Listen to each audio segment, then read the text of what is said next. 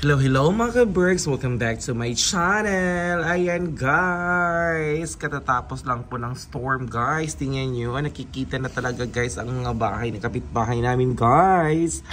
Tingnan nyo guys, oh diba? Very stormy talaga guys. 2 days pa, kaya wala kaming pasok since Tuesday until today.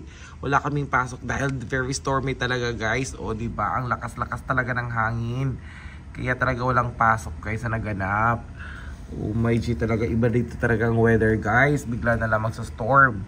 Hindi mo talaga malalaman na ganyan. O tingnan nyo, napakaano na. Oh, ang ganda-ganda sa baba. O tingnan nyo. Hala, ang ganda-ganda sa baba. Oh, grabe talaga dito guys. Ayan, ganito na yung bahay. Kanina po yan ang morning, hindi pa po siya makikita yan, hindi yan makita guys. Zero visibility talaga guys, kahit yung school namin hindi makita. Pero ngayon, ano na, mayroon na talaga. Finally, mayroon na siya, ayan.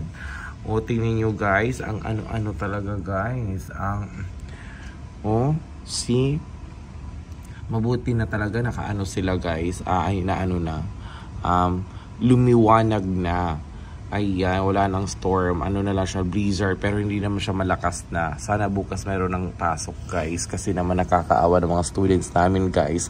Palagi na lang kami dito walang pasok guys. Kasi ito talaga, hindi talaga maiwasan itong weather guys. Ayan, maraming salamat po. Thank you for watching. Love, love.